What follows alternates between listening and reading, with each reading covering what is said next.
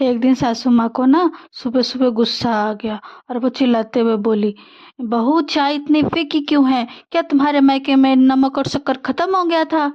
बहू मुस्कुराते हुए बोली, जी मम्मी जी, वहाँ तो हम लोग कड़वी बातें कम और मीठी बोल जाता पीते थे, इसलिए मुझे शक्कर की जरूरत नहीं पड़ती थी। सास अंदर ही अंदर जल गई लेकिन कुछ बोली नहीं। थोड़ी देर बाद सास बोलती है, बहू सब्जी में नमक कम है। बहू बहू मम्मी जी, डॉक्टर ने कहा है नमक कम खाना चाहिए वरना गुस्सा जल्दी आता है।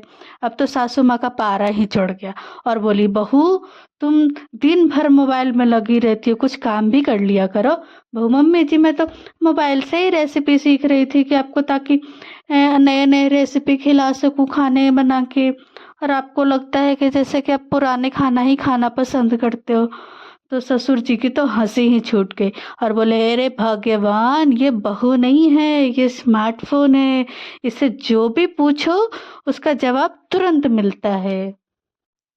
एक दिन सासू माँ को ना सुबह सुबह गुस्सा आ गया और वो चिल्लाते हुए बोली, बहू चाय इतनी फीकी क्यों है? क्या तुम्हारे मायके में नमक और शक्कर खत्म हो गया था? बहू मुस्कुराते हुए बोली, जी मम्मी जी, वहाँ तो हम लोग कड़वी बातें कम और मीठी बोल जाता पीते थे, इसलिए मुझे शक्कर की जरूरत नहीं पड़ती थी। सास अंदर ही अंदर जल गई लेकिन कुछ बोली नहीं। थोड़ी देर बाद सास बोलती है, बहू सब्जी में नमक कम है। बहू बहू मम्मी जी, डॉक्टर ने कहा है नमक कम खाना चाहिए वरना गुस्सा जल्दी आता है। अब तो सासू माँ का पारा ही चढ़ गया और बोली, बहू तुम दिन भर मोबाइल में लगी रहती हो, कुछ काम भी कर लिया करो।